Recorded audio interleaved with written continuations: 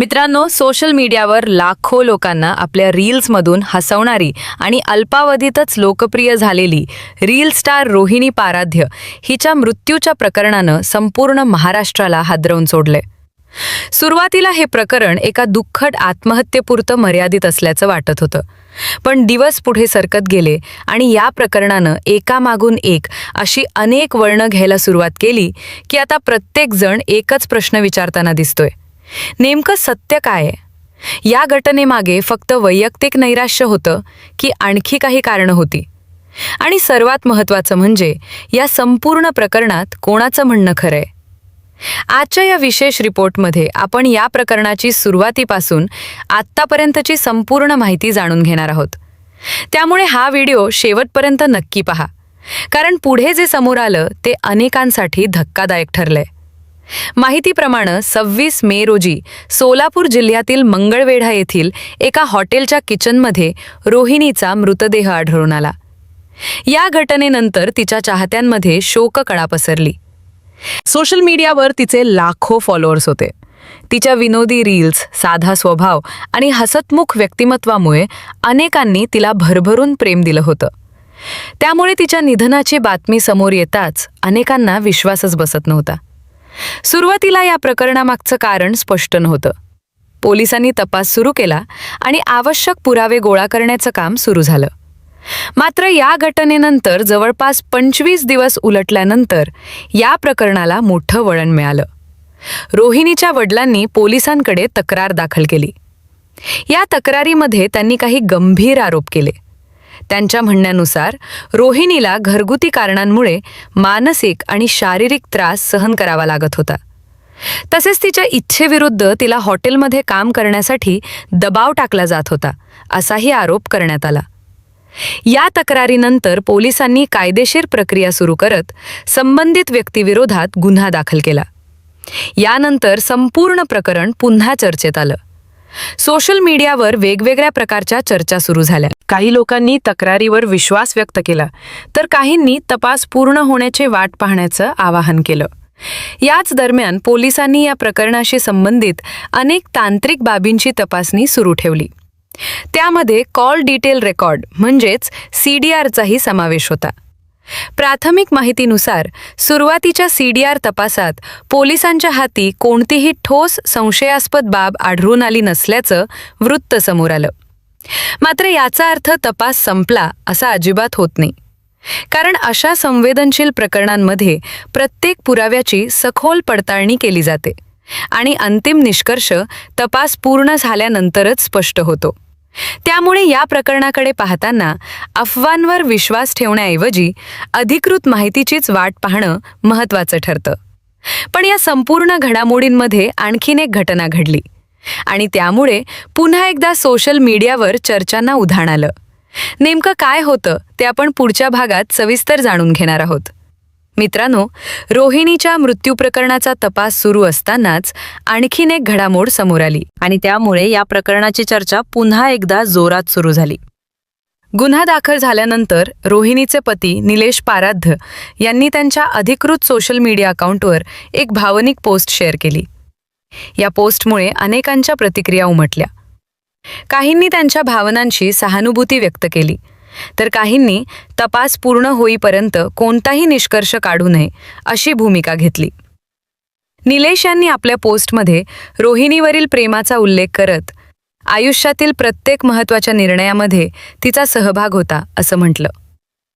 नियतीनं तिला आपल्यापासून हिरावून घेतलं आणि त्यानंतर स्वतःवर विविध आरोप होत असल्याचं दुःखही त्यांनी व्यक्त केलं.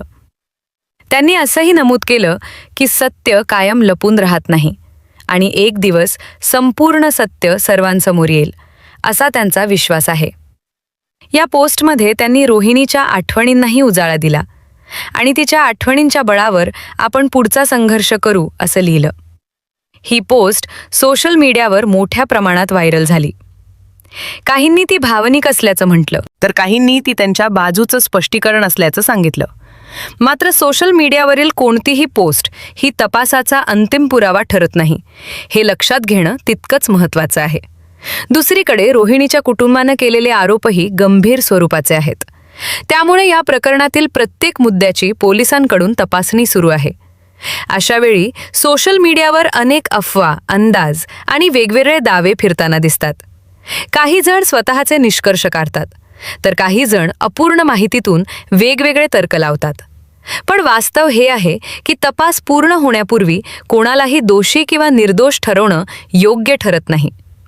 पोलिसांकडे उपलब्ध असलेले पुरावे, साक्षीदारांचे जबाब, तांत्रिक माहिती आणि इतर तपासाच्या आधारेच पुढील कारवाई निश्चित केली जाते. त्यामुळे या प्रकरणात नेमकं काय घडलं, कोणत्या परिस्थितीत ही घटना घडली आणि त्यामागचं खरं कारण काय होतं, याचं उत्तर तपास पूर्ण झाल्यानंतरच स्पष्ट होऊ शकतं. सध्या या प्रकरणाकडे संपूर्ण राज्याचं लक्ष लागलं आहे. कारण एका लोकप्रिय सोशल मीडिया क्रिएटरच्या अचानक झालेल्या मृत्यूमुळे अनेक प्रश्न निर्माण झाले आहेत. हे प्रकरण केवळ एका कुटुंबापुरतं मर्यादित राहिलेलं नाही, तर समाजातही याबाबत मोठी चर्चा सुरू आहे. पण या सगळ्यात सर्वात महत्त्वाची गोष्ट म्हणजे सत्य काय आहे हे अधिकृत तपासातूनच समोर येणं आवश्यक आहे. आणि आता या प्रकरणात पुढे काय घडू शकतं, पोलिसांच्या तपासाची पुढची दिशा काय असेल, तसेच या प्रकरणाचा शेवट नेमका कोणत्या निष्कर्षापर्यंत पोहोचू शकतो, हे आपण सविस्तर जाणून घेणार आहोत. मित्रांनो, सध्या या संपूर्ण प्रकरणात अनेक प्रश्न उपस्थित होत असले तरी त्यांची अधिकृत उत्तरं अद्याप मिळालेली नाहीत. एका बाजूला रोहिणीच्या कुटुंबियांनी केलेले आरोप आहेत, तर दुसऱ्या बाजूला निलेश पाराध्य यांनी सोशल मीडियावरून आपली भूमिका मांडत आपण निर्दोष असल्याचा विश्वास व्यक्त केला आहे. अशा परिस्थितीत सत्य नेमकं काय आहे याचा निर्णय केवळ सोशल मीडियावरील पोस्ट, अफवा किंवा चर्चांवरून होऊ शकत नाही.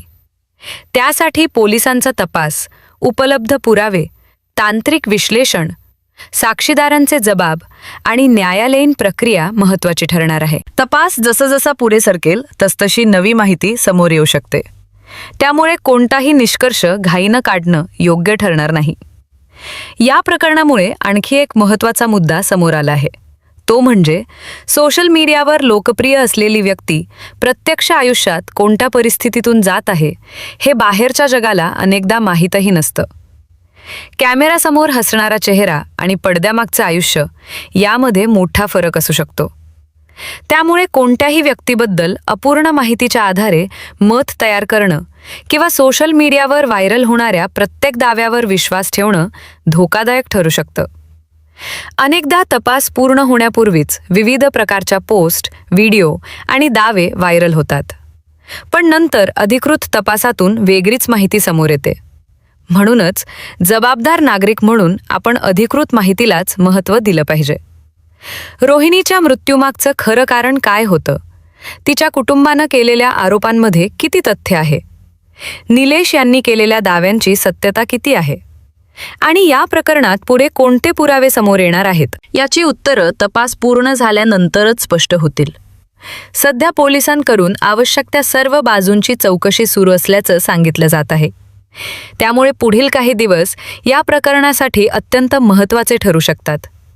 एखादा नवीन पुरावा, एखादा महत्त्वाचा जबाब किंवा तांत्रिक तपासातील एखादी माहिती या प्रकरणाला पुन्हा वेगळं वळण देऊ शकते. म्हणूनच या प्रकरणावर संपूर्ण राज्याचं लक्ष लागून आहे. आम्हीही या प्रकरणाशी संबंधित प्रत्येक अधिकृत अपडेट तुमच्यापर्यंत पोहोचवत राहू. मात्र अंतिम निष्कर्ष येईपर्यंत कोणत्याही अफवा किंवा अप्रमाणित माहितीवर विश्वास ठेवू नका. या प्रकरणात सत्य काय आहे हे तपास आणि न्यायालयीन प्रक्रियेनंतरच स्पष्ट होईल. रोहिणीला न्याय मिळणं आणि सत्य समोर येणं हीच प्रत्येकाची अपेक्षा आहे. या संपूर्ण प्रकरणाबद्दल तुमचं मत काय आहे? तपासातून पुढे काय समोर येईल असं तुम्हाला वाटतं? तुमचं मत आम्हाला कमेंट्समध्ये नक्की कळवा. अशाच महत्त्वाच्या, वेगवान आणि विश्वासार्ह अपडेट्ससाठी आमच्या चॅनलला सबस्क्राईब करा, व्हिडिओला लाईक करा, बेल आयकॉन दाबायला विसरू नका आणि हा व्हिडिओ जास्तीत जास्त लोकांपर्यंत शेअर करा. भेटूया पुढील एका नव्या आणि महत्त्वाच्या अपडेटसह. तोपर्यंत पाहत रहा. धन्यवाद.